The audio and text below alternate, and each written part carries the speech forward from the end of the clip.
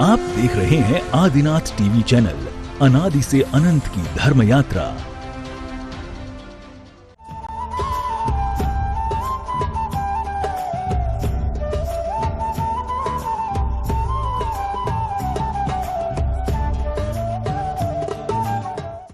इस कार्यक्रम के पुण्यार्जक हैं श्री कंवरलाल जी महावीर प्रसाद जी, पाटनी, मदनगंज, किशनगढ़, राजस्थान।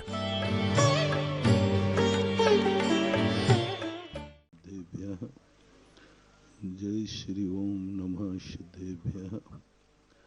सर्वमंगल मांगल्यम सर्वकल्याणकारकम प्रधानम सर्वधर्माणां जैनम जयतु शासनो, जैनम जयतु शासनो। पंच परमेष्टि भगवान की जय जय जय। श्री गुरुवर कुंद कुंद महाराज की जय जय जय। आचार्य श्री गुरुवर विद्यासागर महाराज की जय जय जय। नवाचार आचार्य गुरुवर समय सागर जी महाराज की जय जय जय। तीर्थोद्धारक निर्यापक श्रवण मुनि पुंगव सुधा सागर जी महाराज की जय जय जय। क्षुल्लक त्रय की जय जय जय। नमोस्तु नमोस्तु नमोस्तु भगवान।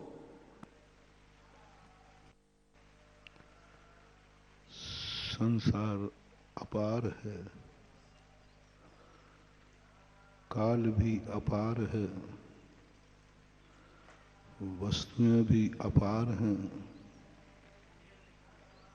और जिंदगी थोड़ी है। भोग सामग्री बहुत है,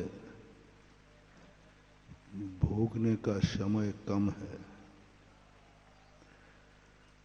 खाने का सामान बहुत है, लेकिन पचाने की शक्ति बहुत थोड़ी है। देखने के लिए बहुत है, लेकिन आंखों में देखने की शक्ति बहुत थोड़ी है। दृश्य कितने हैं, अनंत गेय हैं, और हमारे देखने की शक्ति बहुत छोटी है। शब्द कितने हैं, असंख्यात हैं, कानों की शक्ति कम है। बोलने को कितना है, लेकिन हमारे पास बोलने की शक्ति कम है। चलने को रास्ते कितने हैं, लेकिन हमारे पैरों में चलने की शक्ति कम है। संयम कितना है, लेकिन पालन करने की शक्ति कम है। ज्ञान कितना है, पारो नत्थ सुदीर्णम, पार नहीं है, लेकिन हमारी दुर्बुद्धि है। वयम च दुम्मेहा, हम अल्प बुद्धि वाले हैं। कैसे इस दुनिया में करेंगे? जब हम सब कुछ देख लेंगे तब हम निर्णय करेंगे कि सही क्या है। अपना प्रसंग चल रहा है कि सारी दुनिया को हम देखने के बाद निर्णय करेंगे कि सारी दुनिया में अच्छा क्या है। हम सारी दुनिया को चख के देखेंगे, फिर हम आर्डर देंगे कि हमें खाना क्या है। सारी दुनिया हम देख लेंगे, तब निर्णय करेंगे कि हमें देखना क्या है। पहले महाराज आप पूरी बातें सुना दो, आपकी पूरी बातें सुनने के बाद फिर निर्णय करेंगे कि आपने ये सही कहा है, इसे मैं स्वीकार करता हूं। पहले आप सब सुनाओ, फिर बाद में कहूंगा कि मैं आपकी इस बात को, आप दो शब्द तो बोलते नहीं और कहते हो मानते नहीं हो मेरी बात। दो शब्द तो बोले नहीं हो, कहते मानो। ऐसे मानने वाला नहीं हूं, मैं पढ़ा लिखा आदमी हूं। हाँ, ऐसे ही तुमने आर्डर दे दिया कि मानो, टेक टू आर्डर। पढ़ा लिखा व्यक्ति आर्डर पसंद नहीं करता, इसलिए मिलिट्री वालों को मूर्ख रखा जाता है। मैंने पता किया, सारी दुनिया में जितने लोग हैं, हर डिपार्टमेंट में डिग्री मांगी जाती है, लेकिन मिलिट्री में 8वीं पास हुई चलता है। मैंने कि भाई क्यों? बोले महाराज जी जितने पढ़े लिखे होते हैं ना ये दिमाग लगाते हैं, और इसलिए वहां पर इतनी ठस बुद्धि कहते हैं, उनको कोई मतलब नहीं। उनके कमांडर ने क्या कहा? Take to order. यदि कमांडर कह दे कि सामने राष्ट्रपति है इसको मार दो, तो सैनिक विचार नहीं करेगा, वो मार देगा। उसको एक ही दिया गया, तुम्हें दुनिया में कुछ नहीं देखना, तुम्हारा कमांडर कौन है, उस कमांडर ने जो आदेश दिया बस फॉलो करो। इतना उसकी मेमोरी फिट कर देते हैं मिलिट्री वालों की। ये दो व्यक्तियों की मेमोरी इतनी फिट होती है, एक आतंकवादियों की और एक मिलिट्री की। आतंकवादियों की मेमोरी ऐसी फिट कर देते, ऐसी फिट कर देते कि वो मरने को नहीं डरते।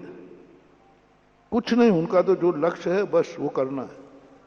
उनको डर नहीं, ना भय नहीं, पकड़ने का भय नहीं, मरने का भय नहीं। उनकी मेमोरी ऐसी बन जाती है, वे आत्मघाती तक बन जाते हैं। ऐसे मिलिट्री में कह दिया जाता है तुम्हें कुछ नहीं ध्यान रखना, तुम अपनी बुद्धि को डेड कर दो। तुम्हारा एक कमांडो है, ये कमांडो जो तुम्हें आदेश देगा वह तुम्हें करना है, तुम्हें अपना कोई भी दिमाग नहीं लगाना। हमेशा पुलिस में यही होता है, कमांडर को शिक्षित किया जाता है। कमांडर होता है वो होता है आईएएस ऑफिसर, वो पढ़ा लिखा होता है, वो समझदार होता है। लेकिन जो आर्डर मानने वाले सैनिक होते हैं, सैनिक की तो पूरी मेमोरी उनकी ठस कर दी जाती है। तब कहीं देश सुरक्षित रह पा रहा है, तब कहीं वो सैनिक मरने को तैयार हो जाते हैं। उनको ऐसा भर दिया कुछ नहीं, मरो, देश के लिए मरो, राष्ट्र के लिए मरो। और ऐसा उनमें खून खौलता है, इसलिए खोलता है। और यही स्थिति मुझे दिखता है, समंत भद्र महाराज कह रहे हैं टेक टू ऑर्डर, इदमेवो दृश्यमेव। बस तुम्हें कोई दिमाग नहीं लगाना, तुम सैनिक हो, मैं तुम्हारा गुरु हूं, मैं तुम्हारा भगवान हूं, मैं तुम्हारी मां हूं। ये 3 कमांडर सौंप दिए आपको। ये मूर्ख नहीं होंगे, जैसे अरहंत भगवान मूर्ख हैं कि ज्ञानी हैं? ज्ञानी है, सबसे बड़े ज्ञानी। देखो भगवान को दिया तुम्हें कमांडर दिया तो आईएएस ऑफिसर दिया, जो बहुत ज्ञानी होगा वो दिया। हमारा भी भगवान बनाया तो किसी मूर्ख को नहीं बनाया, सर्वज्ञ को बनाया। सर्वज्ञ है, सर्वशक्तिमान है, सर्वविवेकमान है, सब कुछ जानने वाला, उसको बनाया। और भक्त को क्या कह दिया? डेट माइंड, तुम्हें कुछ भी नहीं करना, तुम्हें कुछ भी नहीं करना, तुम्हारा एक ही लक्ष्य है। भगवान ने क्या कहा है? जैसे कमांडर कह उसको कह दिया सैनिक को तुम्हें कुछ भी मतलब नहीं है सामने कौन है, तुम्हें तो एक ही बात ध्यान रखना है, तुम्हारा कमांडर ने आदेश क्या दिया है, बस टेक टू ऑर्डर। ऐसा ही जिनमानी ऐसे ही चलेगा, धर्म ऐसे ही नहीं चलने वाला। सब लोग अपनी अपनी खिचड़ी पका रहे हैं, अपना अपना दिमाग लगा रहे हैं। कमांडो ने कहा कि यहां गोली चला दो, कहते साहब मुझे सोचने तो दो, चलाऊं कि नहीं चलाऊं। तो हो गया देश का उद्धार। जब तक तो दुश्मन तुम्हें निपटा ही देगा।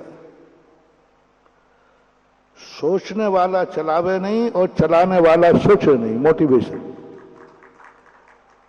मंत्र बनाओ, सोचने वाला चलावे नहीं, वो सोचे, गाइड करे, और चलाने वाला सोचे नहीं, उसको मात आर्डर मानना है, तो देश सुरक्षित रह जाएगा। कमांडर को सोचना है, वो सोचने वाला हो, लेकिन वो गोली नहीं चलाएगा, कमांडर गोली नहीं चलाता। बड़े बड़े जितनी बात बता रहा हूं आपके लिए, आप दर्शन के लिए पहुंचिए, वहां क्या रखा, जैसा बढ़िया जी क्षेत्र ऐसे वो क्षेत्र होगा, भगवान ने समझे। अब आप वहां पर पहुंचिए। जब बाबूलाल जी सिंह यहाँ पर आए तब उन्होंने देखा तो उसको और आगे बढ़ाया, क्षेत्र की प्रगति की। दादाजी के साथ में हम नरेश चंद जी बुल एम्पोरियम वाले अंधेरदेव में हैं, क्योंकि मूर्ति अंदर गड्ढे के अंदर थी, दर्शन करने जाना पड़ता था तो गड्ढे के अंदर उतर करके, क्योंकि ग्राउंड लेवल से मात्र 3 फुट श्री जी दिखते थे, शांतिनाथ भगवान 16 फुट ऊंचे, बाकी 12 फुट 13 फुट तो नीचे रहते थे। उतने गड्ढे में उतर कर दर्शन करना पड़ता था। और जब नरेश जी बूलेमपुर वाले यहाँ पर दर्शन करने आए और उनके यहाँ क्रेन की व्यवस्था थी, सब कुछ व्यवस्था थी, तो हिसाब से वो लेकर के आ गए। उसके पहले नींव खुद गई थी, इसको बोलते हैं दूरदृष्टि, कि भगवान 16 फुट ऊंचे, वो भी गड्ढे के अंदर 12 फुट हैं। तब भी समाज के लोगों ने, कल्याण दास जी ने कहा कि नहीं, मंदिर ऊंचा बनाओ आगे, और भगवान हमको सपना आया है कि भगवान और ऊंचे होंगे। तो उस समय ऐसी कंडीशन 25 फुट ऊंचा बड़ा हाल बना दिया, 25 फुट ऊंचा हाल का निर्माण करा दिया। और उस हाल का निर्माण होने के बाद में फिर श्री जी वहां से ऊपर क्रेन के द्वारा ऊपर उठ करके आए। और सामान से क्रेन चलाने वाले अजयन होते हैं, उन्होंने सामान से उसको, जो चैन वगैरह लोहे की होती है, उसको ऊपर खींचना चाहा, क्रेन ऊपर उड़ ही नहीं रही थी। उस समय रात को फिर सपना आया, त्रिलोकी नाथ हैं, इनकी मर्यादा का भी ध्यान रखना, क्योंकि इनके अंदर कुछ भी, इनके अंदर बीज लागता है, कुछ भी दाग धब्बा कुछ भी नहीं है, ऐसे नहीं उठेंगे, फिर इनको कवर करो। और जब उनको कवर करके कपड़े आदि फॉर्म, उस समय फॉर्म तो चलता नहीं था, कपड़े से कवर किया, और उस समय जब क्रेन चलाया तो उस समय भगवान फूल की तरह अपने सांस से उसी के ऊपर लगभग 12 फुट 13 फुट ऊपर उठ गए, और पूरे भगवान की बीता मुद्रा दर्शन करने में एक साथ सबको देखने के लिए प्राप्त हो गई। इतना अंतर आ रहा था। और उसके बाद फिर आचार्य महाराज जी का पदार्पण तो 1982 में हो गया था, और फिर 1992 में फिर आचार्य महाराज जी यहाँ पर उनका आना हुआ। और मैं जब आचार्य के साथ में सामान्य से था, हमने कहा आचार्य श्री, जानते नहीं थे इतने कुछ भी, पड़गान करने का सौभाग्य तो शिवरा में प्राप्त हो गया था। और हिसाब से ब्याह करते हुए कुंडलपुर पहुँचे, वहाँ भी पड़गान किया। और मैंने उस समय निवेदन किया, आचार्य श्री हम व्रत लेना चाहते हैं। तो आचार्य श्री ने देख लिया था कि इसकी भावना क्षेत्र से जुड़ी हुई है, कभी भी घर के लोगों को ना बुलाया ना कुछ किया, व्रत दे दिया। दीक्षा भी के लिए निवेदन किया, एक ही बार निवेदन किया, आचार्य महाराज जी ने तुरंत ही आशीर्वाद दे दिया और दीक्षा दे दी, न घर के लोगों से पूछा ना कुछ किया। तो हमने यही सोचा विचार किया, ये तो शांतिनाथ भगवान बहरीबंद की ही कृपा है, क्योंकि गुरुजी ने देख लिया कि जिनका जुड़ाव क्षेत्र से होता है, क्षेत्र से होता है, उनका जुड़ाव धर्म से तो होता ही होता है, क्योंकि अहिंसा परमो धर्म की प्रतिमूर्ति है। और अहिंसा के पुजारी के रूप में तो दिगंबर मुनि तो होते ही हैं। इसी कड़ी में पंडित धर्मचंद जी त्यूरी वाले शुरू से आते रहे हैं, पूरा उनका जुड़ाव रहा है। शिवहरा के एडवोकेट जय कुमार जी और उस समय के तहसीलदार 1974 तब की हम बात बता रहे हैं। और वहीं पर धन्य कुमार जी विधायक जी से क्षेत्र में बहुत सेवाएं दी हैं। सिंह कालू राम जी जो उन्होंने बहुत क्षेत्र में सेवाएं दी हैं। और बचैया के कोमल चंद जी, कपूर चंद जी, इसी कड़ी में टीकमगढ़ के विद्वान जो गुलाब चंद जी पुष्प हैं, हमेशा आते रहते थे बाबा कल्याण दास जी से। इन सभी विद्वानों की काफी घनिष्ठता थी, प्रेम व्यवहार था। उसी कड़ी में साहेबपुर के पंडित अमरचंद जी शास्त्री जी भी हमेशा आते रहते थे। यहाँ तक कि धर्म नरेंद्र प्रकाश जी वगैरह उस समय से क्षेत्र में आते जुड़े हुए हैं, फिरोजाबाद वाले। और महासभा के जो अध्यक्ष रहे हैं निर्मल सेठी जी, वो भी आते रहे। हमने उनको सबसे बचपन से सबको हमने देखा है, यहाँ से क्षेत्र जुड़े हुए थे। इसी कड़ी में बाकर की जैन समाज का खूब सहयोग रहा है। रूपचंद जी वगैरह सब थे, कोमल चंद जी मोदी सब, इन लोगों ने बहुत सहयोग किया है। किसी ने पूछा, माँ से पूछा, बच्चों ने 5 बच्चे थे, माँ तुम किसको ज्यादा चाहती हो? तो माँ ने कहा सबको।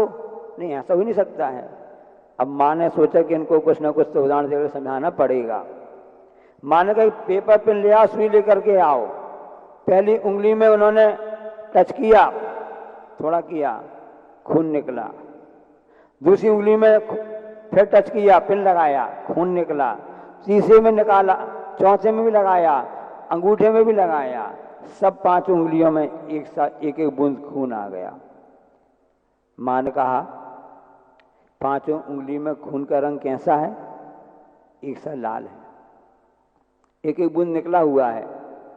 और प्रत्येक उंगली से खून निकलने पर प्रत्येक उंगली को पीड़ा हुई, तकलीफ हुई। बस समझ लेना कि जो माँ के बच्चे 5 थे, ये 5 बच्चे हमारे एक से हैं। ऐसा नहीं कि अंगूठे में कम पीड़ा हुई, उंगली इसमें ज्यादा हुई। किसी भी उंगली में खून निकलेगा उसका रंग तो लाल ही रहेगा, रंग बदलेगा नहीं। और प्रत्येक में एक सी पीड़ा होगी, कम ज्यादा नहीं होगी। उंगली में, हाथ में तो 5 ही उंगली होती हैं, या कभी 6 भी हो सकती हैं।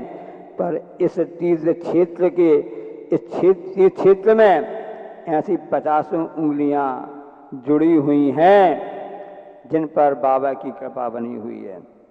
चाहे वो जबलपुर हो, कटनी हो, त्यूरी हो, सिलमनाबाद हो, बाकल हो, खितौला सिहोरा हो, गोसलपुर हो, यहाँ सिगरामपुर कटंगी हो, यहाँ पर आपके लिए रीठी बड़गांव हो। और इस तरफ सिगरामपुर के आगे कटाव मझौली, किस तरफ है बचैया के साइड आगे भी रहली साइड के तरफ जो होते हैं ना, अभाना, नोहटा, जबेरा, नोहटा, अभाना, ये सभी क्षेत्र जुड़े हुए हैं। सोचो, आचार्य कहते, हमेशा कहते थे यहाँ पर जब आए थे आचार्य कि यहाँ क्षेत्र से कितने जिले जुड़े हुए हैं। जब लोग कटनी, मंडला, पन्ना, कटनी, पन्ना, यहाँ दमोह सागर, इस तरफ से पूरा नरसिंहपुर, छिंदवाड़ा सभी क्षेत्र से जुड़े हुए हैं। इसलिए महाराज जी ने कल कहा था, इस इलाके में सबसे प्राचीन क्षेत्र कोई है तो 1000 वर्ष प्राचीन बोहरीबंद क्षेत्र, जिसका नाम अब चमत्कारोदय हो गया है। 8 बार यहाँ पर प्रवास हुआ गुरुदेव का, वासना हुई। और उस समय वासना में 35-40 महाराज, कभी 48 महाराज जी, मुनि महाराज यहाँ पर थे। 2001 में, 2006 में, 2010-11 में भी हुआ। ऐसा 7-8 बार आचार्य का प्रवास हुआ। और हम आपको बता दें कि जब एक बार यहाँ पर गर्मी वासना चल रही थी, मुनि शंकर दीक्षा दिवस आया था, नेवावर में दीक्षा हुई थी 1999 में ना, जैसा अजय संभवानंद महाराज जी की। उस समय यहाँ पर रात भर खड़े होकर के मुनि मल्ली सागर जी, मुनि चंद्रप्रभ सागर जी महाराज, इन्होंने यहाँ पर रात भर खड़े होकर के कायु सागर में शांतिनाथ भगवान को देखते हुए पूरा ध्यान, पूरी रात 12 घंटे तक रात भर खड़े रहे। क्यों? और आपको एक और बात बता दें, सन 2000 में जब आचार्य को हर्पिस हो गई अमरकंटक में, बिहार करते हुए यहाँ पर आचार्य आ गए, पैर में हुई। देखो गुरु महाराज जी, क्योंकि जब रोग हो जाता है तो उसमें कुछ ना कुछ तो उपचार आदि होते करते हैं। उन सबके फलस्वरूप हमको अच्छे से याद है, आचार्य खड़ों के समय 1-8 घंटे करते थे। यहाँ गर्मी में आचार्य श्री ने 2.5 घंटे की बड़ी सामायिक की है। सन 2001 की बात बता रहे हैं। ऐसा इतिहास है। क्योंकि किसी ने कल पूछा कि परमाणु में इतनी शक्ति होती है, तो जाने की शक्ति कहाँ से आती है? तो आचार्य श्री हमेशा कहते रहे, कल लोग पूछते ना सुधा महाराज जी से कि आपकी शक्ति की, आप कैसे शक्ति, आपको शक्ति कहाँ से आती है? तो आचार्य ने बहुत अच्छा पॉइंट बताया है कि शक्तियां काम नहीं करती, काम में लाई जाती हैं। पूज्य मुनि श्री महाराज जी पधार रहे। शक्तियां जो है काम नहीं करती, शक्तियां काम में लाई जाती हैं। इस शक्ति को हमको प्रयोग करना है। आत्मा में तो ऐसी 47 शक्तियां हैं, तो अनंत शक्तियां आत्मा, पर 47 शक्तियां हैं, तो इनको काम में लाने का पुरुषार्थ हम करें। इसलिए श्रमदान जैसे प्रकल्प को भी आचार्य महाराज जी ने हस्तकला के लिए दिया। नाम श्रमदान क्यों दिया? क्योंकि श्रवण संस्कृति के अंतर्गत ही है। एक महान श्रवण ने इसका उद्घाटन किया, उसको बताया, इंट्रोड्यूस कराया, उसका नाम श्रमदान क्यों दिया? क्योंकि नमोस्तु महाराज जी। श्रवण शब्द किससे बना हुआ है? जो मेहनत करे उसी का नाम श्रवण है। आचार्य कहते थे पसीना किसको आता है? जिसका सीना होता है उसी को पसीना आता है। जिसका सीना होता है उसी को पसीना आता है। सीना इसलिए दिगंबर मुनि परिसहम उरम देतो, जब भी कोई उपसर्ग परिचय आते हैं उसमें पीठ नहीं दिखाना, छाती दिखाना है, अपना सीना दिखाना है। जो अपना सीना दिखाता है उसी की जीत होती है। पूछा एक बार आचार्य महाराज जी से कि आचार्य श्री, जब आपको सब कहते हैं वर्तमान के महावीर की जय हो, महावीर जयंती आने वाली है 10 तारीख से, और इस भौरीवन में भी 10 तारीख से महामहोत्सव विशाल 3-3 जिन बिंबों का पाषाण का यह विशाल मंदिर बनने वाला संगमरमर का, ऐसे मंदिर का पूज्य मुनि पुंग सुधा सागर जी महाराज जी निर्यापक मुनि के सत्संग सानिध्य में विशाल रूप से पंच कल्याण का आयोजन हो रहा है। उस महावीर जयंती कार्यक्रम की शुरुआत होगी। तो महावीर जयंती में याद आ गई बात, आचार्य महाराज जी से कहा कि जब आपको कहते कि आप वर्तमान के वर्धमान हो, वर्धमान के वर्धमान की जय हो, तब आपको सुनकर कैसा लगता है? आपको कैसा महसूस होता है? जैसे कल प्रश्न कर रहे थे संचालक जी प्रमोद जी कटनी वाले पंडित जी के सुपुत्र, तो याद आ गया हमको बात। तो आचार्य जी ने कहा कि मैं वर्तमान में तो मुनि पने का अनुभव करता हूँ, मैं हमेशा अपने आप को तो मुनि पने का अनुभव करता हूँ, और ये प्रार्थना करता हूँ कि महावीर स्वामी भगवान जैसे सिद्ध अवस्था को आपने प्राप्त किया है, ऐसे मैं ही नहीं जितने भी जीव दिख रहे हैं संसार में, सभी जीव उस मोक्ष पद को प्राप्त करें। कितना व्यापक दृष्टिकोण, कितनी उनकी ऊंची सोच गुरुदेव की रही है, आप सोचिए। हम उनके भक्तों से ही कहना चाहते हैं, साधकों से, कि जो ऊंची सोच आचार्य महाराज जी की रही, क्या हम उस सोच के साथ में चल रहे हैं? तो इस कमेटी के जितने भी पदाधिकारी हों, सेवक हों, प्रत्येक गांव से जुड़े हुए जितने भी श्रावकगण हो, हमको एक साथ एक मुट्ठी में रह करके आगे बढ़ना है। क्योंकि पंचम काल में एकता के द्वारा ही हम अपनी धर्म की प्रभावना कर सकते हैं, और वहाँ पर उसको ले जा सकते हैं कि जहाँ पर यह हो सकते नहीं हो सकता है। यह राग आग जहे सदा ताते समामृत। किसी ने पूछा, हम लोगों ने पूछा, महाराज जी से किसी ने पूछा, हम ही ने पूछा था, हमको ध्यान नहीं है, कि आचार्य श्री यहाँ पर तो कहा जा रहा है कि यह राख हमेशा आग के समान होती है, और आपके पास आप कितनी बड़ी शिष्य मंडली है, इतने मुनि महाराज हैं, आरिका हैं, छुल्लक एलक हैं, इतने सावक, इतनी कमेटी वाले, जन समाज वाले सब हैं, इन सब के प्रति आपका तो बड़ा लगाव है, आपका सबके प्रति राग है। तो आचार्य श्री ने क्या कहा, बहुत पते की बात आपको बता रहा हूँ। आचार्य श्री ने कहा, हम इन सब से हमको राग नहीं है, इन सब से हमको राग नहीं है, इन सभी से हमको अनुराग है। अनुराग और राग में बहुत अंतर होता है। राग में मोह दिखता है, पर अनुराग में एक प्रेम, वात्सल्य और करुणा की झलक दिखती है। उसी करुणा की झलक को हमको अपने हृदय में अंगीकार करना है, और यही हमको करना है कि रहे भावना ऐसी मेरी, सरल सत्य व्यवहार करूं, बने जहाँ तक इस जीवन में औरों का उपकार करूं। उसी उपकार को लेकर के ही आचार्य महाराज जी के जितने भी शिष्य मुनि हैं, आरिका संघ है, सभी है, इसी कार्य में लगे हुए हैं। बस यही कहना हम चाहते हैं कि उस धर्म प्रभावना के लिए एक कड़ी और जुड़ जावे, एक कड़ी और जुड़ जावे। जो इतिहास हमने आपको बौरीबंद का बताया है, 10 तारीख से उसमें एक इतिहास और जुड़ जाएगा, जबकि शंकर भगवान की जिन बिंबों की प्राण प्रतिष्ठा होगी, सूर्य मंत्र प्रदान किए जाएंगे, और अहिंसा धर्म की एक और कड़ी हो जाएगी। इसलिए सिर झुकाने से नमाज तो अदा हो जाती है, इबादत के लिए दिल को झुकाना भी जरूरी है। संसार के सभी जीवों में करुणा, प्रेम, एकता की भावना जगे। इसी मंगल भावना के साथ में बोलिए अहिंसा परमो धर्म की जय जय जय। इन चार पंक्तियों के साथ परम पूज्य तीर्थोद्धारक निर्यापक श्रमण मुनि पुंग सुधा सागर जी महाराज के चरणों में प्रत्यक्ष में बैठे जिज्ञासुओं श्रोताओं की ओर से और चैनल के समक्ष समस्त श्रोताओं की ओर से अनंत कोटि नमोस्तु पूर्वक आज की मंगल देशना के लिए सविनय निवेदन। आएगा सो जाए जगत में, आएगा सो जाए सदा से शाश्वत नित्य निरंजन योग, आएगा सो जाए सदा से शाश्वत नित्य निरंजन योग।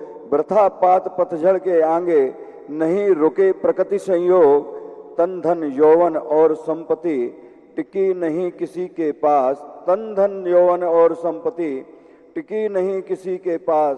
चक्रवर्ती और कामदेव भी हार गए सच है ये बात, हार गए सच है ये बात। तू क्यों सोच रहा है बुद्धू, ना तेरा है ना मेरा है, चिड़िया रैन बसेरा मात्र, तिनका साथ न जाएगा फिर भी जोड़ रहा है सिद्धो। ऐसी परम भावना के साथ गुरुदेव के चरणों में अनंत कोटि नमोस्तु पूर्वक ये भावना भाते हैं कि इस संसार में एक तिनका भी साथ नहीं जाना, फिर भी पूरी पर्याय उसी के जोड़ने में क्यों खत्म हो जाती है। गुरुदेव आपके चरणों में अनंत कोटि नमोस्तु। जय श्री ओम नमः सिद्धेभ्यः, जय श्री ओम नमः सिद्धेभ्यः। सर्वमंगल मांगल्यम सर्वकल्याण कारकं, प्रधानम सर्वधर्माणां जैनम जयतु शासनम। पंच परमेष्टि भगवान की, आचार्य श्री गुरुवर कुंद कुंद महाराज की, आचार्य श्री गुरुवर विद्यासागर महाराज की जय जय जय। परम पूज्य आचार्य गुरुवर समय सागर जी महाराज की जय जय जय। तीर्थोद्धारक निर्यापक श्रमण मुनि पुंग सुधा सागर जी महाराज की जय जय जय।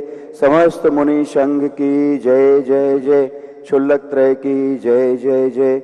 नमोस्तु नमोस्तु नमोस्तु भगवान।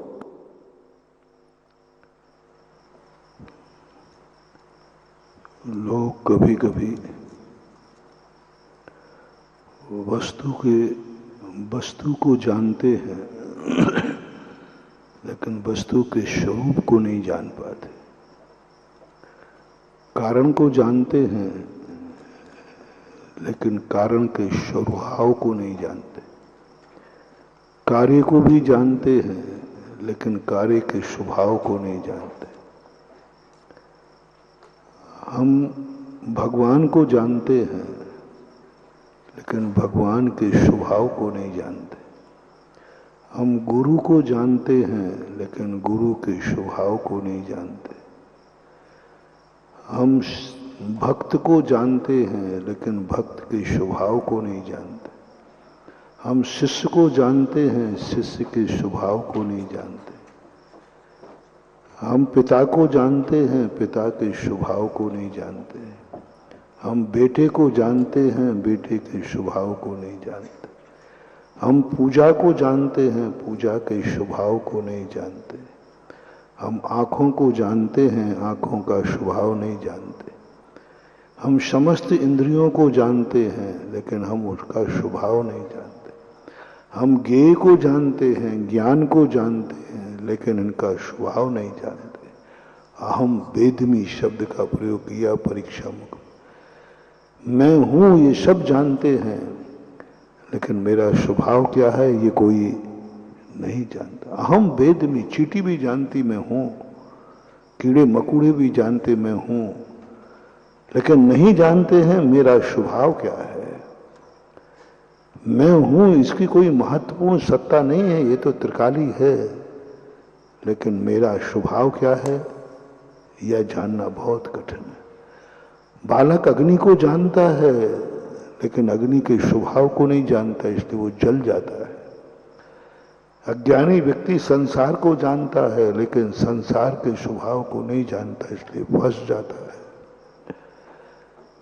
जैन दर्शन ने सबसे पहले कहा 4 विपर्यास होते हैं।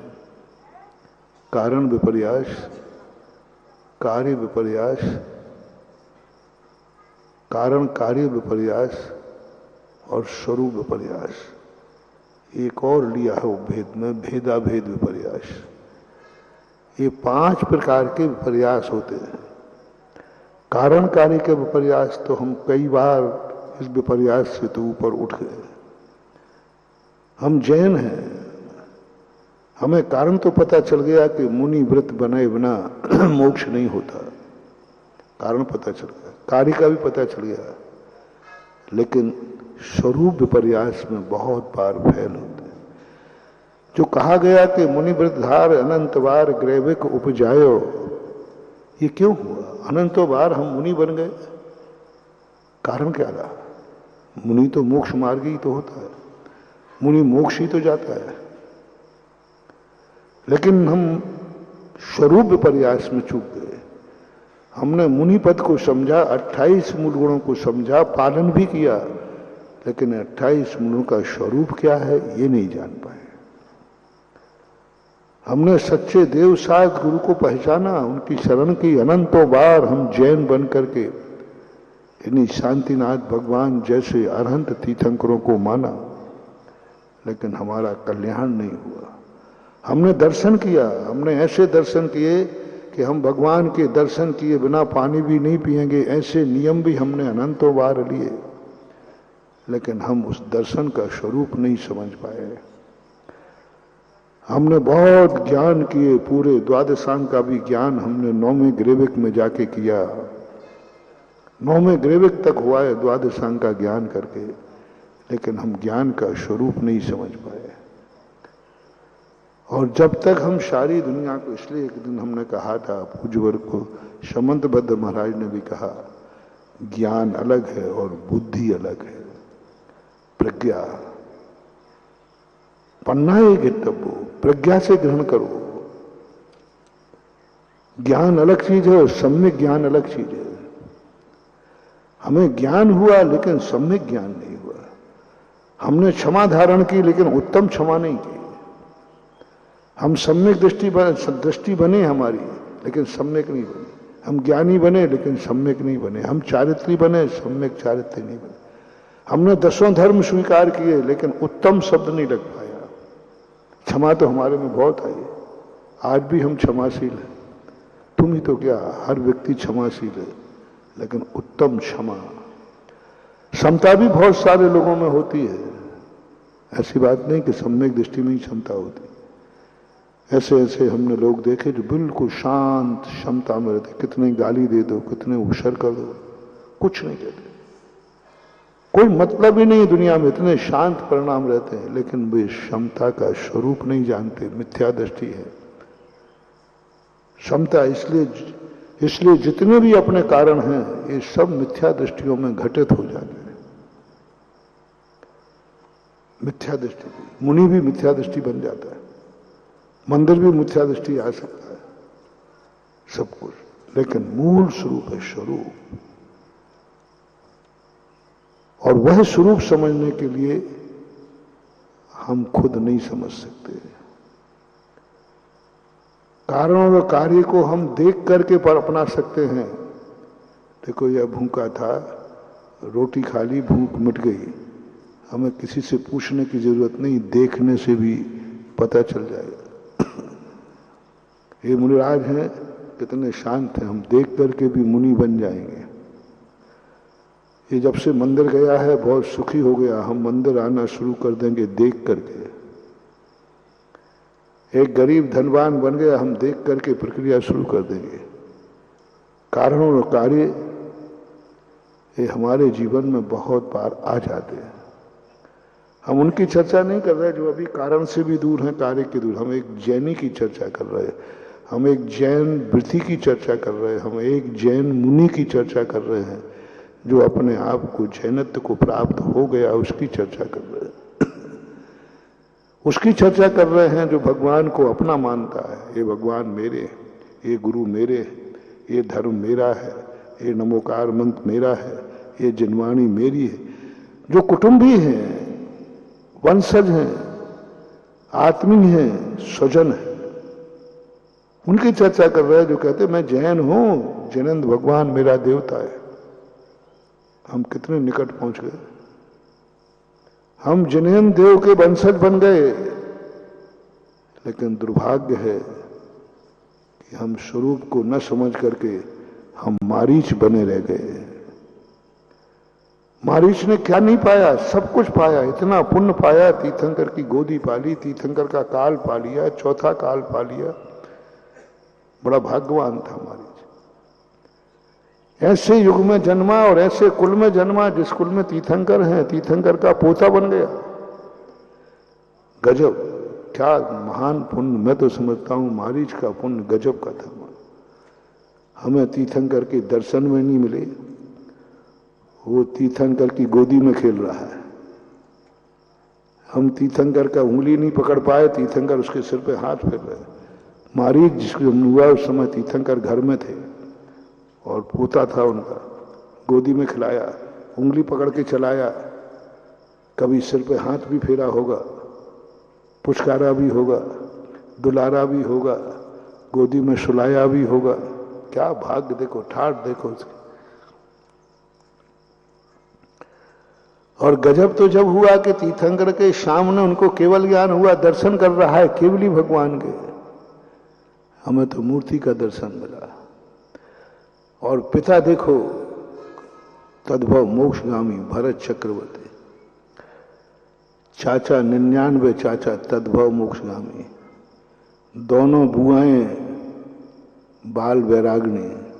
कहां गड़बड़ था, सब कारण सब निमित्त सही बैठे थे, लेकिन वो स्वरूप नहीं समझ पाया, मिथ्या दृष्टि बना रहा।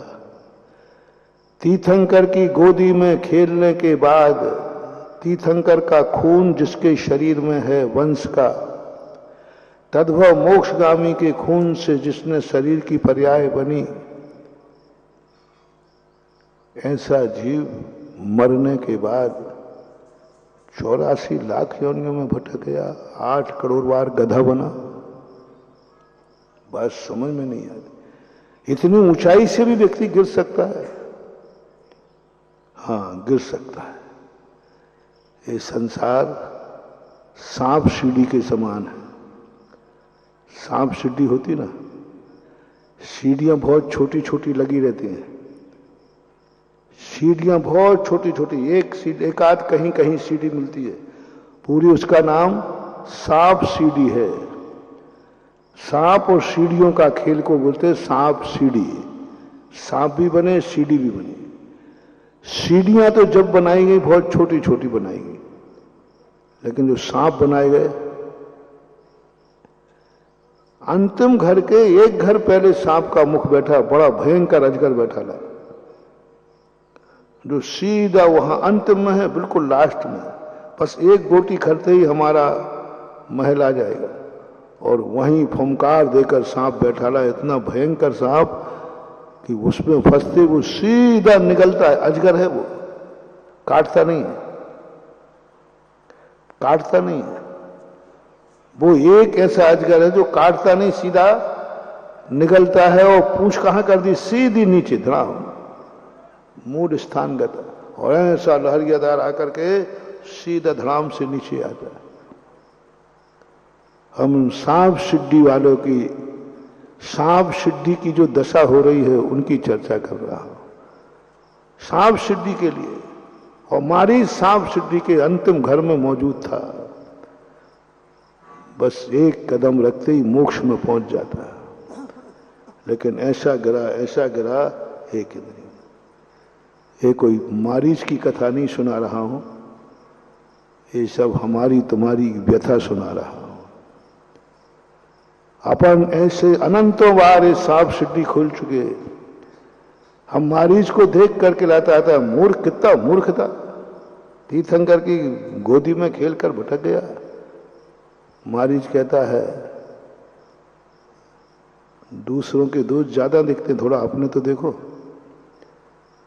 मैं तो मारीच एक ही बार बना हुआ हूं, तुम सब ऐसे अनंतों बार मारीच पर्याय को प्राप्त हो गए, और आज भी हो रहे हैं। हमने जैन कुल पा लिया, हमने जैनेन्द्र देव पा लिए, हमने गुरु पा लिए, आचार्य महाराज जैसे गुरु पा लिए, हमने नमोकार मंत्र पा लिया, फिर भी मिथ्या दृष्टि बने।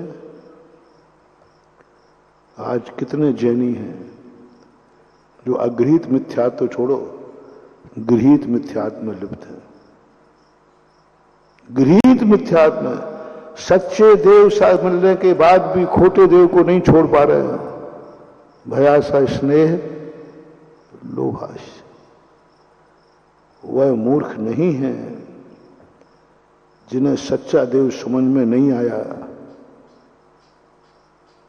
ऐसे जीव आए ही नहीं सच्चा देव समझ में, कोई बताने वाला नहीं। सबसे ज्यादा मूर्ख वह है कि सच्चा देव मिल गया हो और सच्चा देव समझ में आ गया हो, फिर भी वो खोटे दरवाजे की तरफ है। अमृत हाथ में लिए हुए है, जिसको अमृत का ज्ञान नहीं उसने जहर पी लिया, कोई बड़ी बात। लेकिन जिनके अमृत हाथ में लिए मिला ही नहीं, हाथ में अमृत है फिर भी जहर पी रहा है।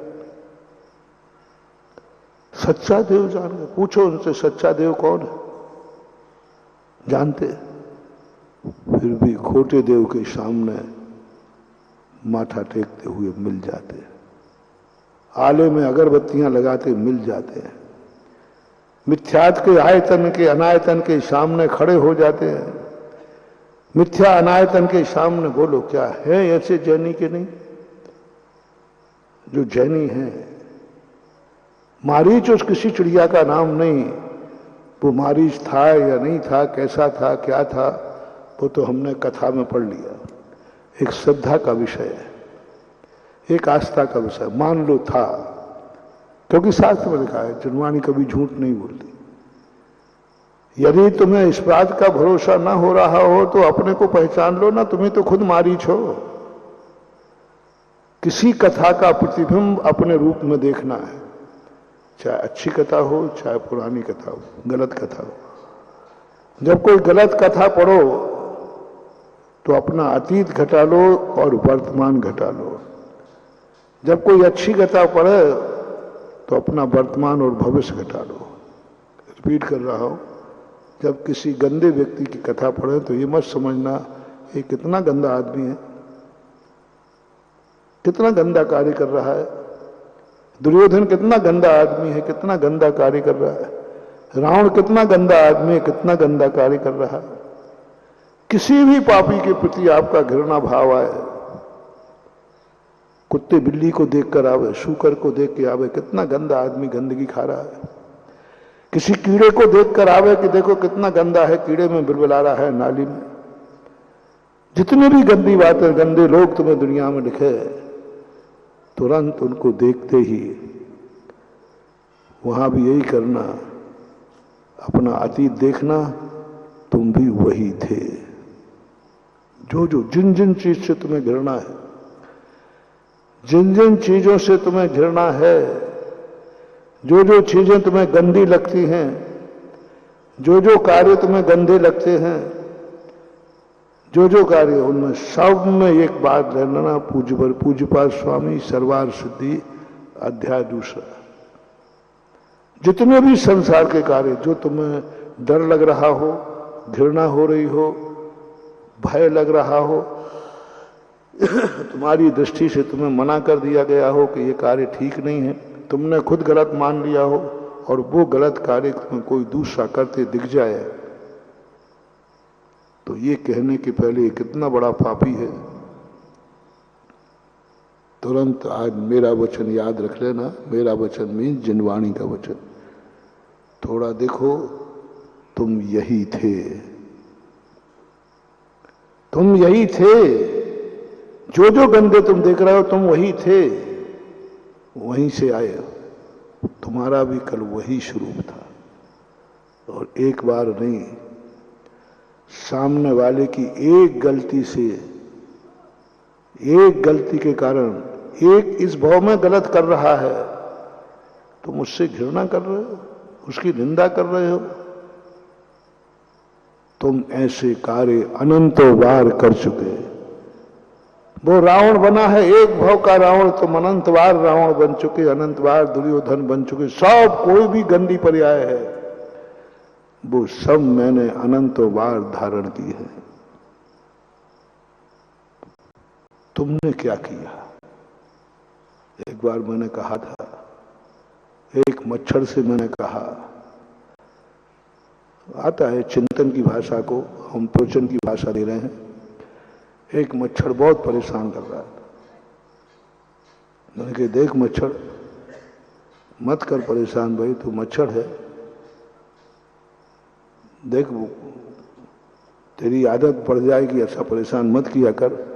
मैं तो महाराज हूं, कोई दूसरा होगा तो अभी तक निपटा देता। यानी कोई साइकिल रोड पे यूं चलावे ना, अरे भाई थोड़ा ठीक से चला, मैं तो थोड़ा समझदार हूं, कोई दूसरा आएगा ठुल्ला मार देगा। तो मैंने मच्छर से कहा कि भाई देख, ये गंदी आदत छोड़, ये भिनभिना की, नाक में घुसना, कान में घुसना, यहाँ काटना, थोड़ा देखा करो कब काटना, कहाँ काटना, किसको काटना। तू किसको काट रहा है? मनुष्य को 1 मिनट में निपटा देगा। तू किसको छेड़ रहा है? कहते ना भैया तुम किसको छेड़ रहे हो? शेर के दांत गिन रहे हो, शेर को छेड़ रहे हो। किसी छेड़ते समय थोड़ी औकात देख लो, तुम किसको छेड़ रहे हो? अपन लोग कहते हैं ना, अरे भैया तुमने किससे पंगा मोल ले लिया, वो निपटा देगा। मच्छर सारी दुनिया से पंगा मोल ले लेवे, उसका कुछ बिगड़ेगा कुछ नहीं कह सकते। मनुष्य से पंगा मोल नहीं लेवे। मैंने कही मच्छर तू मनुष्य से पंगा मोल मत ले, मनुष्य खतरनाक है, इसके बाद बहुत शक्ति है, तुझे कैसे न कैसे निपटा देगा। पशु तो मात पूछ से ही निपटाएगा, ये तो अलाउट लगा के निपटा देगा। कछुआ छाप तो कहीं ना कहीं से निपटा देगा, इसके बाद तो दूर से ही निपटा देगा। पशु तो जब निपटाएगा जब तू उसके शरीर पे बैठेगा तो पूंछ मार देगा। लेकिन मनुष्य तो डीडीटी पाउडर छिड़क के, ये बहुत खतरनाक है, इस मनुष्यों की दुनिया से भाग जा, मनुष्यों की दुनिया से भाग जा।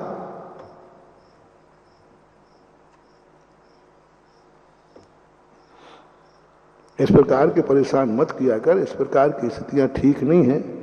ये मनुष्य है, तुझे जिंदगी खत्म कर देंगे। वो तो मैं महाराज था इसलिए तुझे बता रहा हूं, ताकि श्रावक होता तो इतना पूछता पाता, वो तो काटा नहीं और ये ले चल निपट। मैं तो महाराज हूं इसलिए तुझे से पूछ रहा हूं, समझा रहा हूं, देख मान जा भाई मान जा। मच्छर ने कहा कि बाबा जी आपका उपदेश हो गया, आपका प्रवचन हो गया? बोले हो गया, और क्या चाहता है? आप यदि मच्छर होते तो, मैंने कही औकात में बोल, मैं कैसे मच्छर होता? मैं तो मुनिराज हूं, मैं तो मनुष्य हूं, मैं कैसे मच्छर होता? जिनवाणी बोली किसको दिखा रहा है अकड़ी? मुझसे पूछ। वो यही कह रहा है तुम मच्छर होते तो, उसने तो मच्छर बनाया नहीं है, होते तो इतने में तेरा पारा गर्म हो गया। ले मैं तू मच्छर था,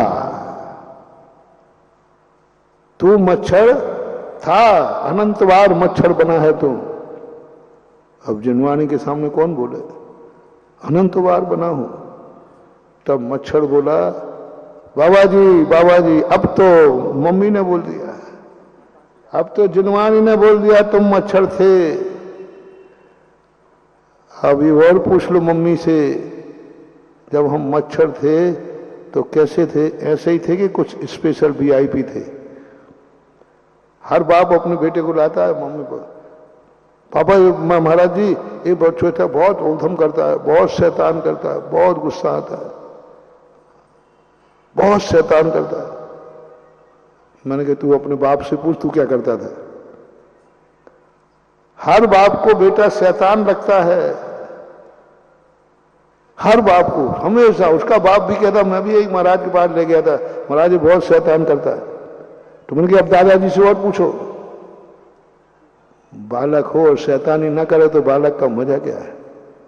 हर बालक, लेकिन हर बाप की एक शिकायत होती है, मैं तो ऐसा नहीं रहा हूंगा। अरे तुम इससे गए बीते थे, इससे भी गए बीते थे, इससे भी ज्यादा परेशान करते थे, इससे भी ज्यादा तुम बुद्धू थे। बेटा पढ़ाई कर, देख तू बिल्कुल भी नहीं पढ़ता, और थोड़ा बाप की मार्कशीट उठा के देखना।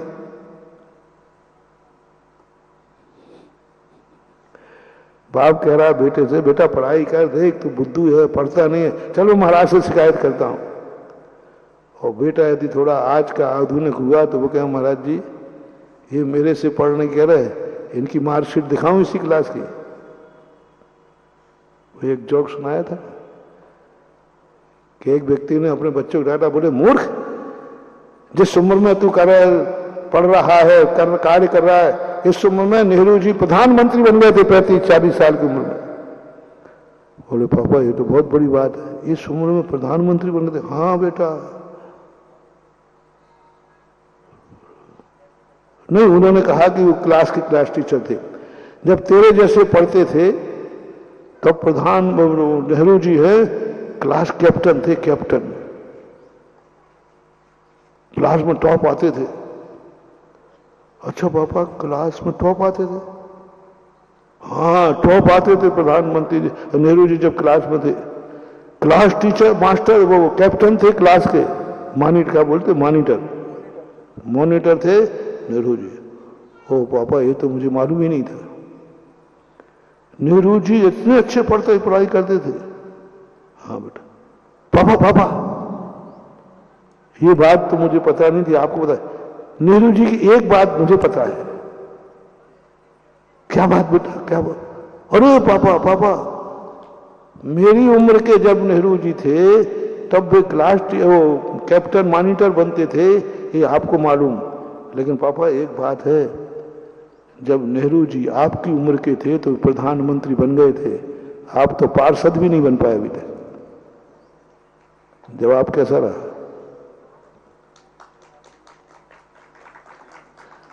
तालियां बजाओ, बाप की बात है, बाप की उतरी है। बेटा की उतर के उसमें इतनी ज्यादा तालियां नहीं बजी, बाप की उतरी तो सब। आपकी उम्र में प्रधानमंत्री बन गए थे और आप तो पार्षद भी नहीं बन पाए अभी तक। बेटे का कैसा कहना था, जैसे बाप है वैसे ही आप प्रधानमंत्री नहीं बन सकते, मैं क्लास का कैप्टन नहीं बन सकता। जैसा बाप होगा बेटा तो वैसे ही होगा। लो बेटे ने अपनी पगड़ी किसके सिर पर रख दी, अब जवाब दो उस बेटे को,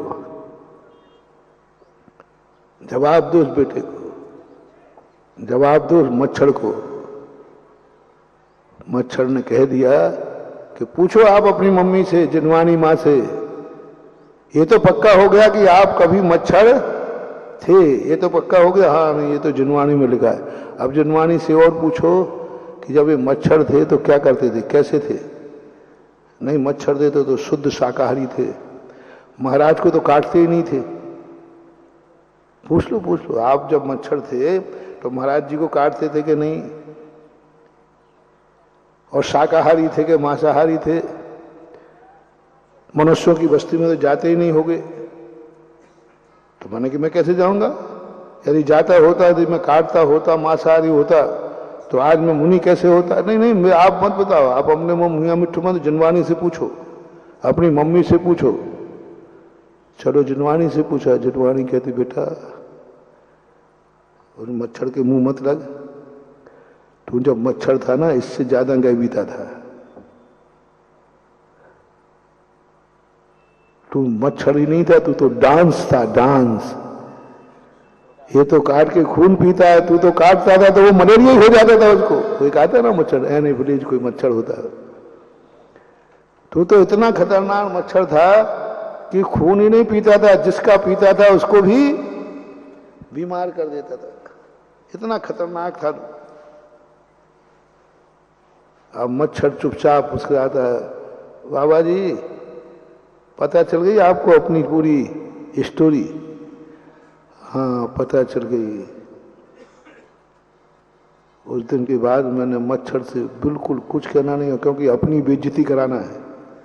उस दिन से बाप ने एक शब्द बेटे से नहीं बोला। जिस दिन से पता चला कि बेटे ने कह दिया कि आपकी उम्र में जब नेहरू जी थे वो प्रधानमंत्री बन गए, आप क्या बन पाए?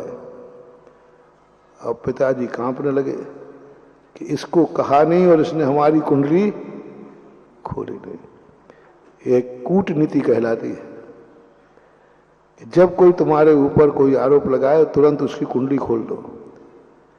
एक बार एक नाम लिए बिना बता रहा हूं, किसी एक सरकार के बहुत बड़े मंत्री ने, उप प्रधानमंत्री ने एक फरमान जारी किया, दागी मंत्रियों को निकाला जाए। जिनके ऊपर कोई दाग लगा हो, जिनके ऊपर आक्षेप लगे हों, उनको निकाला जाए। उनकी दृष्टि थी सीधी लालू के ऊपर, क्योंकि लालू उस समय रेल मंत्रालय में कुछ में थे। तो जिनके ऊपर आरोप प्रत्यारोप है, जिनके ऊपर कोई आरोप लगे हुए हैं, प्रत्यारोप लगे हुए हैं, जिनके जनता की दृष्टि में जो सही नहीं है और जिनके ऊपर अभी अदालती कार्रवाई चल रही है, जो संदेह के घेरे में है दुनिया के, जिनके अपवादों की चर्चा पेपरों में है, इनको मंत्री पद से हटाया जाए। लालू तो बहुत माइंडेड आदमी था। लालू ऐसी बात नहीं, फर्क है कि थोड़ी नकारात्मक सोच थी। अमेरिका का एक व्यक्ति, बहुत बड़ा व्यक्ति, जब भारत आया तो बिहार को देख करके, बिहार की भौगोलिक और खगोल शास्त्रीय अध्ययन करने के बाद उसने कहा, इतना अमीर प्रांत है भारत के पास, इतना अमीर प्रांत है। तो उसने कहा कि 5 साल के लिए यदि मुझे बिहार दे दिया जाए, मैं बिहार को अमेरिका बना दूंगा। लालू उस समय मुख्यमंत्री थे, उन्होंने लेक्चर दिया कि बिहार यदि मुझे मिल जाए तो मैं 5 साल में अमेरिका बना दूंगा। बाद में लालू ने कहा, बोले साहब आप बिहार को 5 साल में अमेरिका बना पाओगे, आप मुझे अमेरिका 1 साल को छोड़ दीजिए, मैं उसे बिहार बना दूंगा। तुम 5 साल में बिहार को 5 साल लगे, काय का विकास है, काय का विकास है।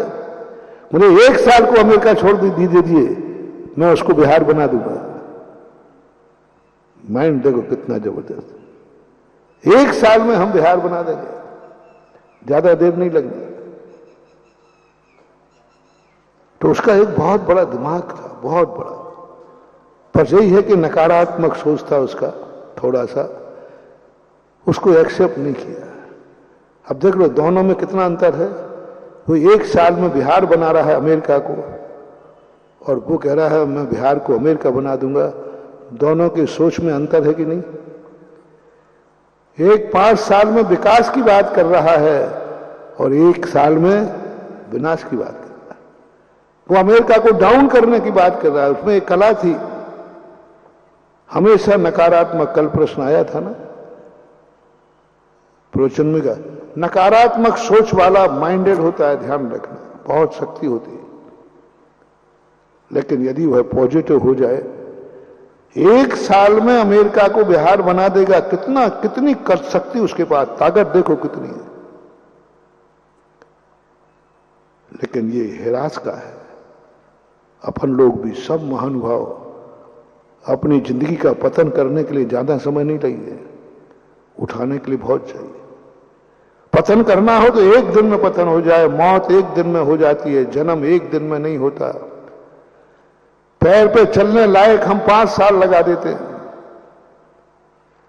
पैर पे खड़े होने के लिए हम 20-25 साल लगा देते हैं, और मरने में कितने साल लगते हैं, खोने में कितने साल लगते हैं। सारी जिंदगी कमा कमा करके हमने जोड़ी वर्षों में, ये छूटने में कितनी देर लगेगी। कमाने में कितनी देर है, छूटने में कितनी देर है।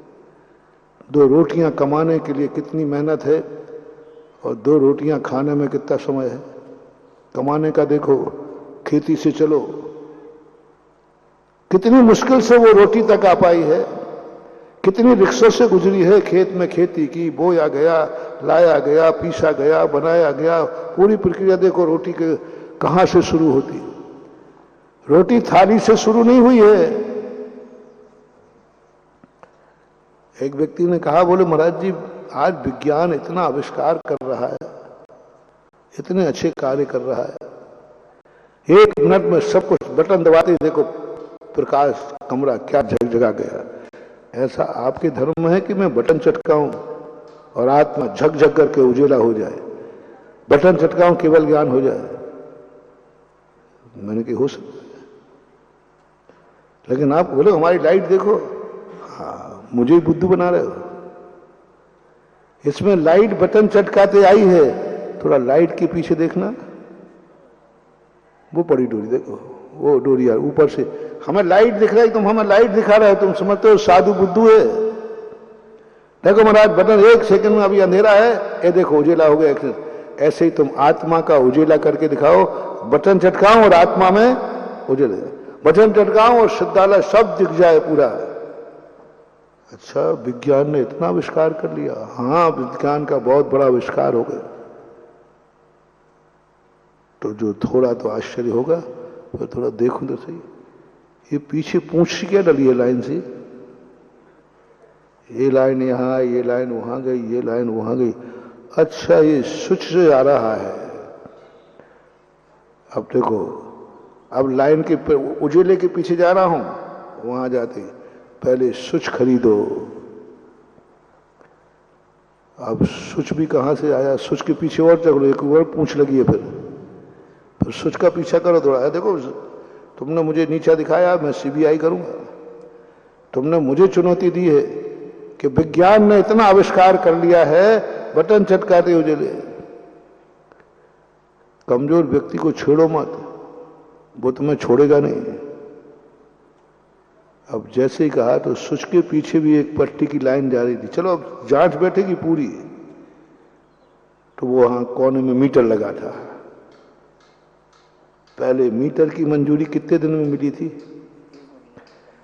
बटन चटकाते लाइट ला रहा हूं, बिल्कुल लाइट, पर वो बाजार के साथ तुम्हें कहां से लाए थे बाजार? फिर वो मीटर की मंजूरी लेने में कितने समय लगा था?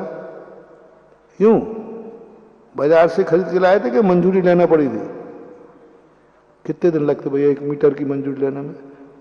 है साल भर लग जाए, 6 महीने, 1 दिन? फास्ट से फास्ट बता दो आप, तो जो फास्ट कर सको। 1 महीना लग जाएगा, ओके मान लो, 1 प्लस करते जाना, ध्यान रखना। मीटर की लाइट के लिए 1 महीना लगा, तब तुम्हारे पास मीटर आ पाया। जोड़ते जाना।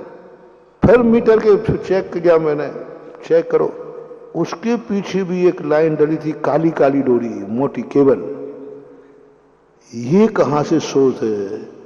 अरे खूनी को ऐसे ही पकड़ा जाता है? यहां से गया था ये, यहां पैर के निशान मिल रहे, ये पीछे पीछे क्या डली है काली लाइन? तो वो लाइन देखी तो वो लाइन तो घर से बाहर निकल करके खम्मे पे जा रही थी। ये खम्मा कितने दिन में लगा? जिस खम्मे से तुम्हें लाइट आई है, वो चौराहे का खम्मा कितने दिन में लगा था? पूछो अपने बाप से।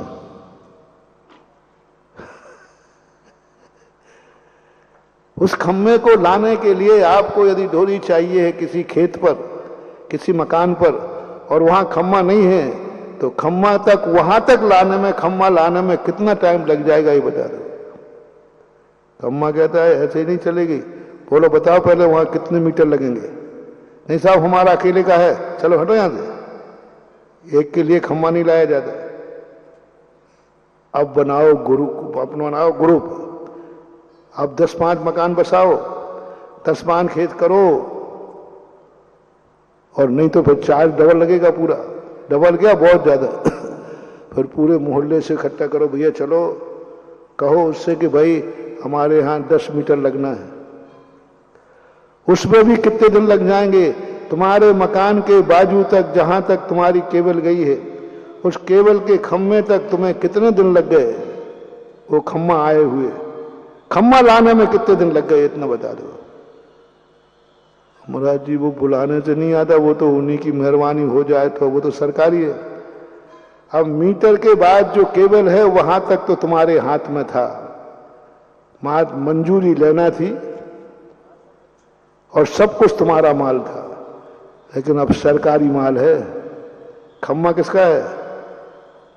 सरकारी। अब वो सरकारी माल तो हिसाब से होगा, कहीं सुविधा शुल्क भी लगेगा। सोर्स भी मिलाना पड़ेगा, और सरकार में यदि मंजूर हो गया तो ठीक, नहीं तो ठीक। आ गया खम्मा, आ गया 6 महीने में आ गया, साल जो आप कह रहे होते में। मीटर की मंजूरी 1 महीने में, तो खम्मे की मंजूरी 1 साल। चलो साल भाई ठीक है। राजधानी वाला जब बोल रहा है तो अब अंदाज लगा लो कि राजधानी भोपाल का व्यक्ति जब 1 साल कह रहा है तो बहोरी बंद को कितने साल लग जाएंगे, अंदाज लगा ले रहा है। सुधीर बाबू भोपाल के, राजधानी वाला कह रहा है 1 साल लग जाएगा उस कुलिया में घर के बाहर खम्मा लाने में, तो अब छोटे मोटे गांवों के तो कितने साल लगा रहे। महाराज अब साल मत पूछो, जब आ जाए तभी समझो, तब आ जाए। चलो ठीक बात है, वो साल भर में तो आ तो गया। अब उस खम्मे से लाइट आती है, थोड़ा उसकी चेक करो। खम्मे के बाद भी ये 3 तार डले हैं, पीछा करो उनका, पीछा करो, पीछा करो, पीछा करो। पीपर जो पावर हाउस, वो बिजली का तार जो आया पावर हाउस, वो पावर हाउस कितने दिन में बनो?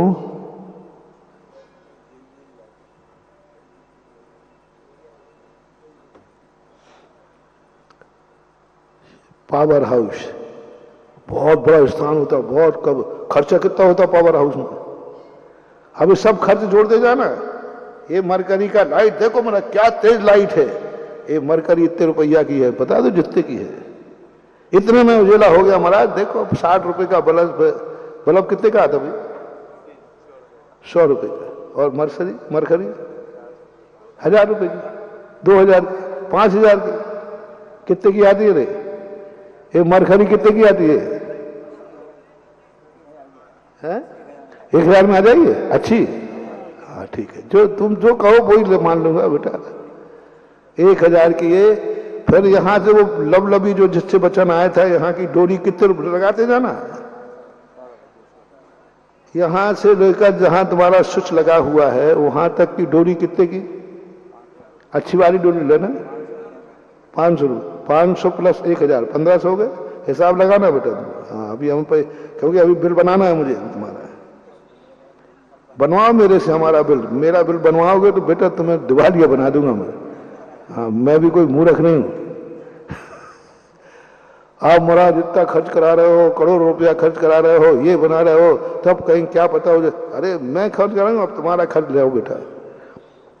अब वहां से जाकर के मीटर का कितने का आता?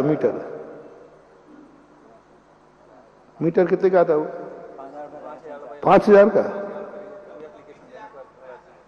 मीटर कितने का?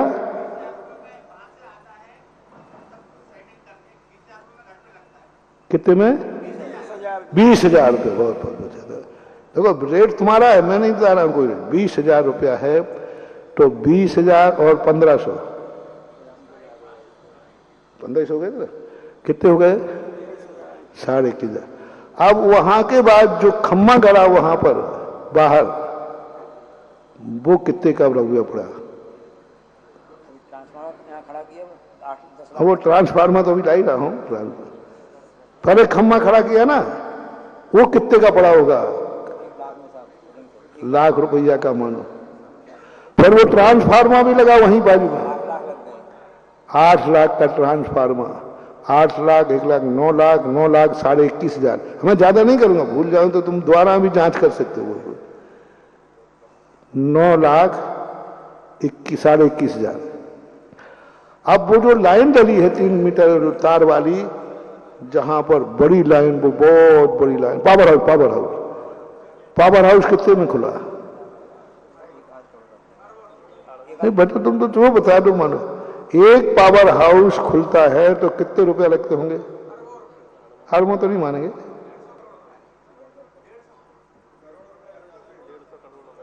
100-150 करोड़, 150 करोड़ रुपया लगा। 100 करोड़ रुपया लगा तो 100 करोड़ 9 लाख 21,500। अब वो जो पावर हाउस में लाइन आई, अभी हम बीच की छोटी मोटी छोड़ते जा रहे हैं, वो बड़ी लाइन बहुत बड़ी वो लिख लेती है 11 kV, बहुत बड़ी, जो 200 फीट से खींच लेती है, वो बड़े बड़े लगे जाते। वो कितने में पड़ी है? वहां से आई वहीं से लेना जहां से आई है, सारणी से आई है उसमें से। जहां से आई हो उसके रास्ते के जो कितने खर्चे आए वो गवर्नमेंट से पता करना पड़ेगा, अरबों पर पहुंच जाएगा मामला है। जहां से वो बड़ी लाइन डलती है उसका खर्चा अरबों रुपए से कम नहीं जाएगा। तो 1 अरब 9 करोड़ 21,500, 1 अरब। अब 1 अरब में जो वहां अभी लाइट आ गई,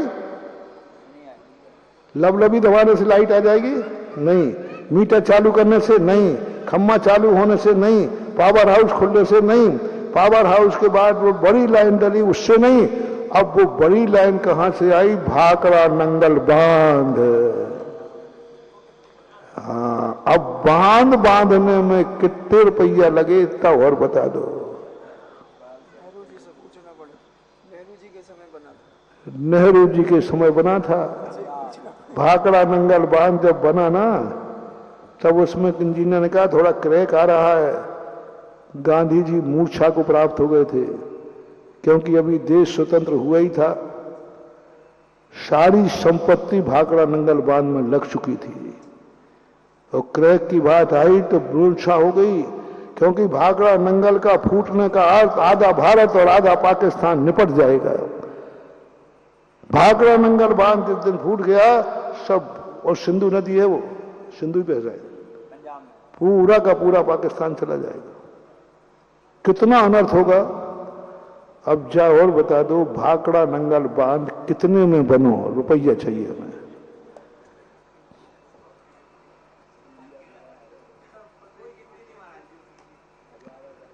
मैं पढ़ा लिखा आदमी हूं, मैं भी गलत जानता हूं, तुम भी पढ़े लिखो नहीं बेटा। अरब नहीं अरबों मान लो, उस समय का मान लो तो 2, 4, 5 अरब लगा होगा, और आज भाखड़ा मान लो तो कम से कम 100 अरब रुपया लग जाएगा। भाखड़ा नंगल बांध कोई छोटी मोटी नदी नहीं है। अब भाखड़ा नंगल बांध से भी काम नहीं चलेगा। वहां भाखड़ा नंगल बांध के किनारे उस पानी को मंथन करने के लिए बिजली हाउस बनाने वाला वो लगाओ, कितने का लगता है? टरबाइन वो लगाओ, कितने का लगता है? कितना लगता है? 101 अरब। और टरबाइन जो बनते वहां लगता है, सब जगह नहीं लग पाता, बहुत गहरा लगता है। मैं एक बिजली का टरबाइन देखने गया था, माही बांध के यहाँ था, वहां तो उतर तक गया, 3-4 मंजिल नीचे ले गए। वहां से पानी का जो होता था वो सब सिस्टम, कितने रुपया लगते हैं? यानी अरबों रुपए पर अरबों रुपया खर्च किया। समय कितना लगा भाखड़ा नंगल बांध बंधने में? समय, भाखड़ा नंगल से बड़ी लाइन बिछाने का टाइम, बड़ी लाइन से पावर हाउस का टाइम, पावर हाउस से सब टाइम काउंट कर लो, सब खर्चा कर लो, तब कहीं जाकर के ये मरखरी जल रही है। अब बोलो विज्ञान ने बटन चटकाते ही प्रकाश कर दिया, बुद्धू बना रहे हो। अब हमारे में इतना खर्चा है ही नहीं। हमारा खर्चा देख लो इतना, हमारा खर्चा देख लो इतना, एकदम कुछ नहीं करना। भगवान की मूर्ति कितने की आएगी? ज्यादा से ज्यादा जोड़ो, वहां तुमने कम से कम जोड़ो, यहां ज्यादा जोड़ लो, 25 लाख 30 लाख, हाँ जो कहो जो। 30 लाख हो गए तो फिर 5 लाख महाराज से लेना, इन्होंने 25 लाख कहे, क्योंकि ये बनिया है महाराज तुम्हारे एरिया के सारे बनिया, ये फिर लोडिंग अनलोडिंग जोड़ेंगे, क्रेन के भी जोड़े। बेदी में मान लो कितना लग गया, लाख रुपया मान लो, नहीं ज्यादा लग गया, 50 लाख की बेदी मान लो, 75 लाख हो गया। मंदिर कितने का मान लो? 20 करोड़ का मान लो, तो कितना हो गया? हम 20 करोड़ रुपए में 20 से 25 मान लो, 25 करोड़ रुपए में तुम्हें ऐसी अलौकिक प्रकाश दिलाऊंगा, ऐसा अलौकिक, तुम माथा झुकाओगे, और जब तुम माथा झुका के गर्दन ऊंची उठाओगे चारों तरफ प्रकाश ही प्रकाश होगा। तुम्हारा प्रकाश अरबों रुपए में आया, उसमें भी सारी मेहनत पूरी हो गई और बल्ब फ्यूज हो गया तो ठन ठन गोपाल। तुम्हारी बिजली कितने में गायब हो जाएगी? एकदम पूरी बिजली गायब हो गई तो बल्कि बहुत बड़ा फॉल्ट हो गया। नहीं, देखा तो कटआउट में एक इतना सा तार लगा रहता है कटआउट में, वो एक इतना सा वाइट होता है कटआउट होने, तो मन के क्या फ्यूज कटआउट बोलते, एक इतना सा कट लगा हुआ था, वो इतना सा तार, उतने से तार ने पूरी जिंदगी का क्या कर दिया? पूरी मेहनत पे पानी फेर दिया। एक मात्र एक कटआउट फ्यूज हुआ और पूरे में नगर में अंधेरा हो गया, इतना सा तार था। इतनी मेहनत तुम्हारी इतने से में बेकार हो सकती है। और हमारे यहां यदि तुम चूक भी गए, मान लो तुम्हें शांति नहीं मिल पाई, मोक्ष नहीं मिल पाया, केवल ज्ञान नहीं हो पाया, तो कम से कम मोक्ष नहीं तो स्वर्ग तो जिंदाबाद है ही। अंधेरे में तो नहीं जाओगे।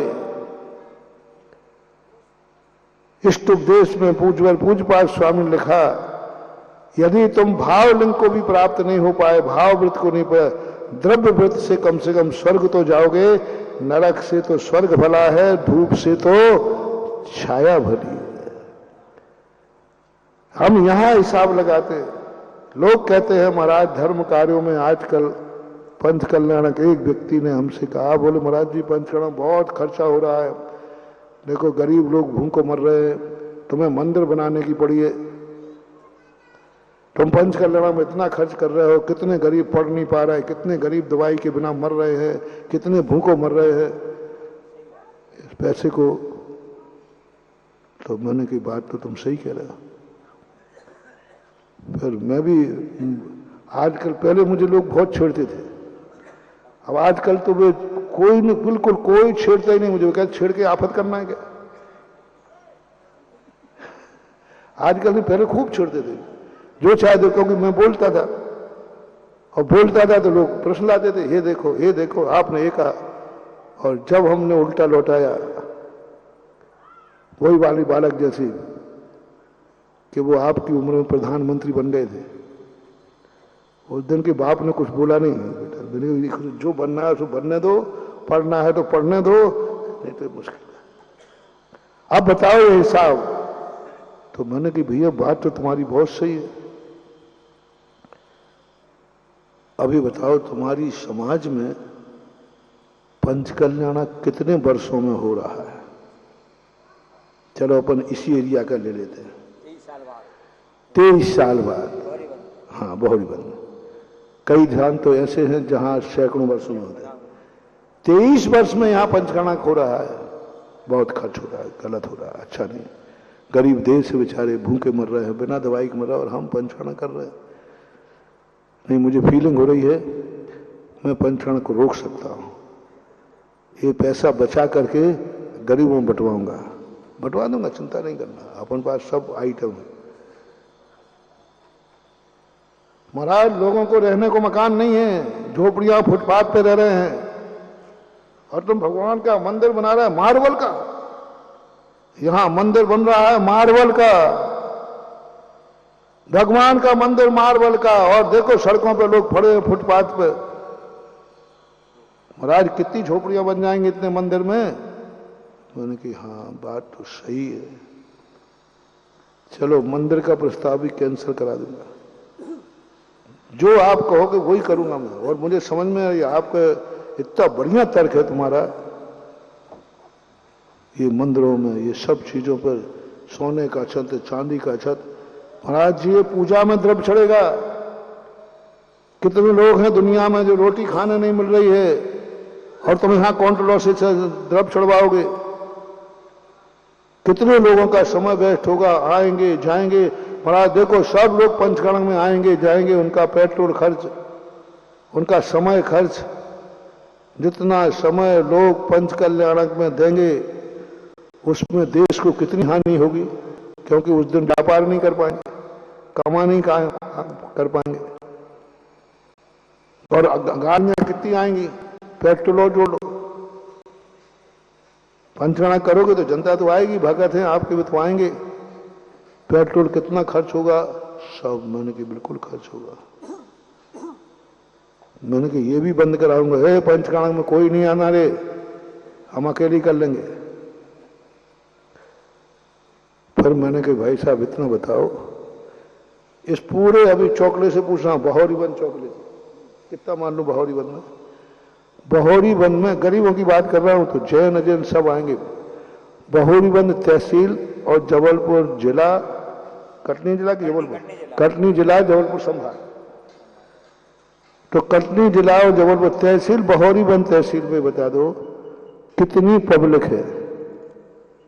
और 23 साल में पंचगणना हुआ, जैन अकेले कर ले लो।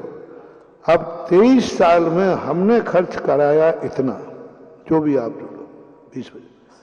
अब 23 साल में इस एरिए में शादियां कितनी हो गई, 3-3 मैच गार्डन हो गए, एक भी नहीं था, 3 मैच। शादियां कितनी मान लें 23 साल में, एक साल का खर्च कितना, एक शादी का खर्च कम से कम कितना मान लें, कम से कम 5 लाख, ठीक। 23 साल में शादियां कितनी हो गई, सबकी मिलाना, गरीब अमीर सबकी। चलो जैनियों की बता दो, 23 साल में कितनी शादियां मान लो, लड़के की लड़कियों की ये सब। और 23 साल में मान लो 50 साल, 100 मान लो, क्यों भाई 100 शादियां हुई, 100 शादियां हुई। 100 शादियां दूल्हा दुल्हन ने अकेले की कि उनमें भी कोई रिश्तेदार आए होंगे, बाराती आते हैं कि नहीं। अब उन बारातियों के आने का पेट्रोल खर्च, समय खर्च, कितना खर्च कराया उन्होंने 100 शादियों में। अब उसका खर्च ला लो कितना है, खाने पीने का सब खर्च लाओ। मूर्खो, तुम्हें धर्म में खर्च करना दिखा रहा है कि गरीबों के, वो सुधारवादी थे बहुत, तुम्हें एक बार भी आक्षेप नहीं लगा रहे हो कि ये बारातों में खर्च बंद करो, पापों में खर्च बंद करो। अरे 1-1, 2-2 लाख, 5-5 लाख रुपया, बड़े लोगों की शादियां देखो, 5-5 करोड़ रुपया उन 3 घंटे में महिला संगीत में निकाल देते हैं। 3 घंटे के लिए आते हैं बंबई से हीरो, 5 करोड़ नगद पहले ले जाते हैं।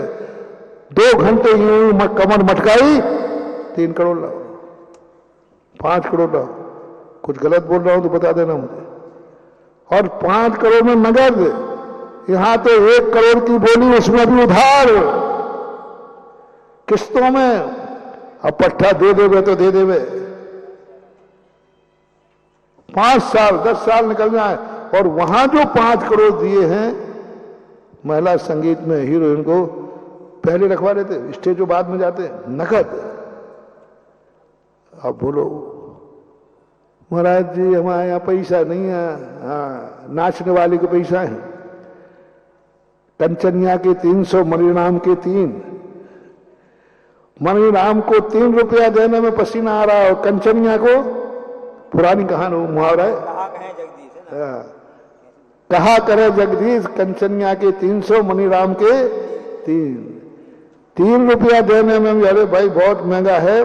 और कंचनिया को 300 लुटा दिए तो यूं करके कितने बाजी वालों को लुटा देते हो शादी वाह में, कोरे नए फ्रेश नोट। वहां की स्थितियां देखो कितना, सारे संसार में पाप कार्यों में कितना खर्च हो रहा है। देश भूखा मर रहा है, तुम बारातें निकाल रहे हो।